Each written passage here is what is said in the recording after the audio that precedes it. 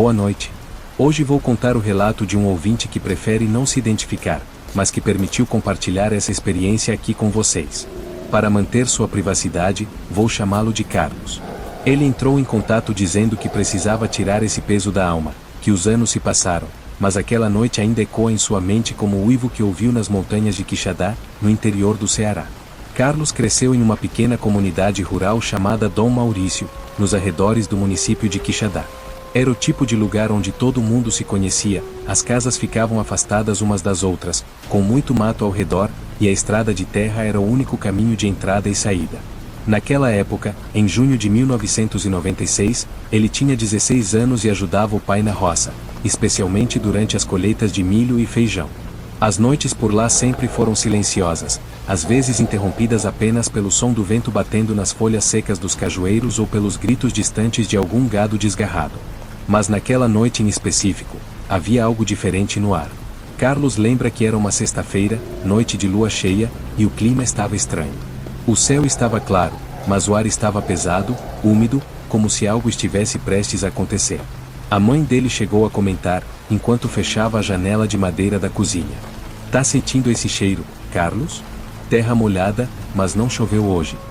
Ele não deu muita atenção, pensou que fosse só mais uma dessas coisas que a mãe dele dizia por ser muito supersticiosa. Ela costumava acender velas e rezar sempre que sentia que algo estava solto pela mata. Mas naquela noite, o pai de Carlos estava mais calado que o normal, e aquilo o deixou inquieto. Por volta das 9 da noite, Carlos foi até o galinheiro, que ficava a uns 30 metros da casa. A lamparina que levava tremia com o vento frio e inesperado. Foi ali que ele sentiu o primeiro arrepio. Parou por um instante. Tudo estava silencioso demais. Nem os sapos coachavam. Nem os grilos cantavam. E então ele ouviu um uivo longo, profundo, vindo das pedras do vale, bem próximo ao serrote do Urucum. Um som que parecia atravessar os ossos. Não era de cachorro, nem de lobo, nem de nada que ele conhecesse. Era algo diferente, quase humano.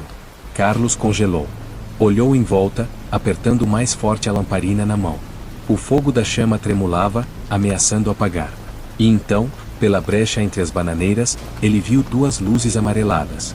Olhos. Muito altos para ser de um cachorro. Baixos demais para uma pessoa. Correu de volta para casa, batendo a porta e gritando pelo pai. O velho Raimundo não disse uma palavra.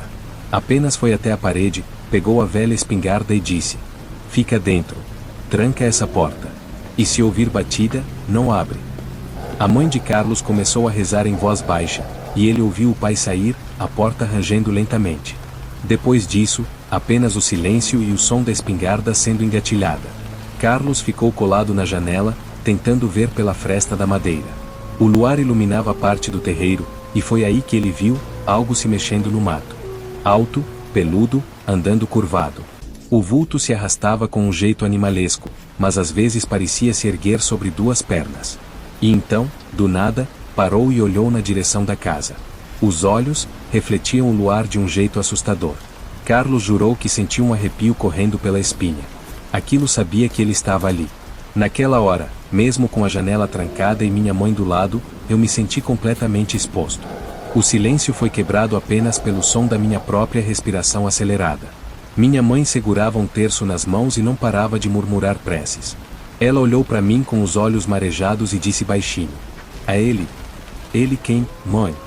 "O bicho, o que tua avó sempre dizia que aparecia por essas bandas quando a lua cheia batia em junho." Não quis acreditar. Achei que fosse mais uma das histórias antigas que corriam pela vila.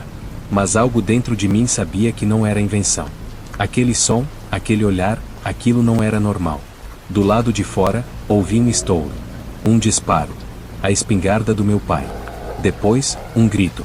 Não foi um grito de dor, foi mais um rosnado, um urro, como se a bala tivesse irritado a coisa, não machucado.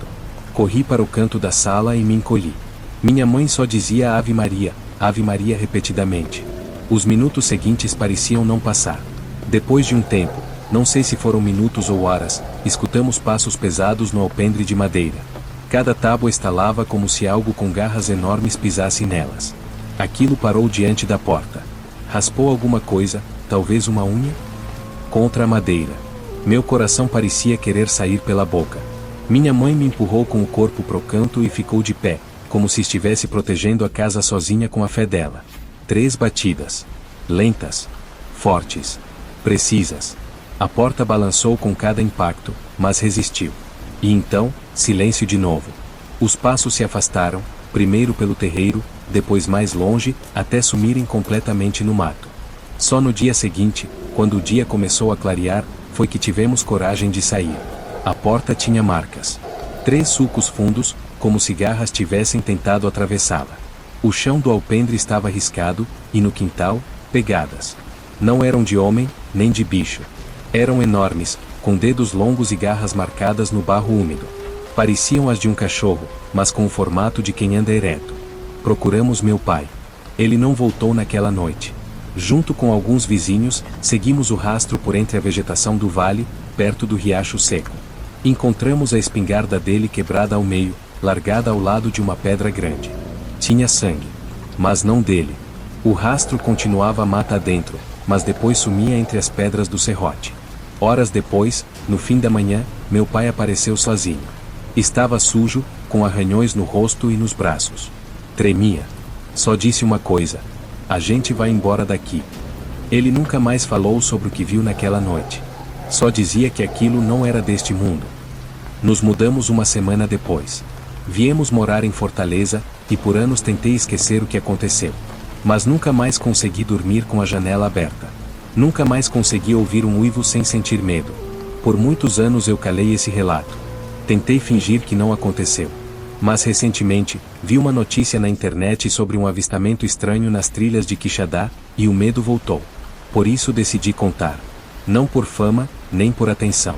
Mas para que outros saibam, e fiquem alertas. Olá, boa noite.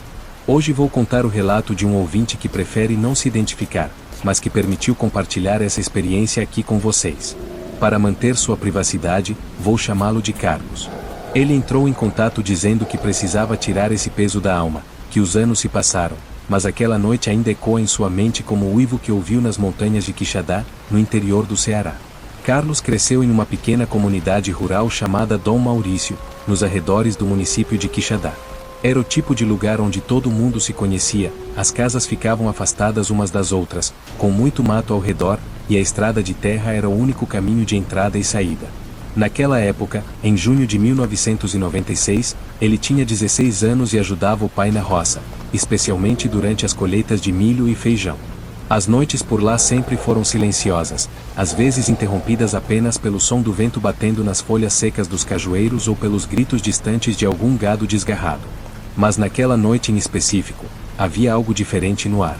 Carlos lembra que era uma sexta-feira, noite de lua cheia, e o clima estava estranho. O céu estava claro, mas o ar estava pesado, úmido, como se algo estivesse prestes a acontecer. A mãe dele chegou a comentar, enquanto fechava a janela de madeira da cozinha: "Tá sentindo esse cheiro, Carlos? Terra molhada, mas não choveu hoje."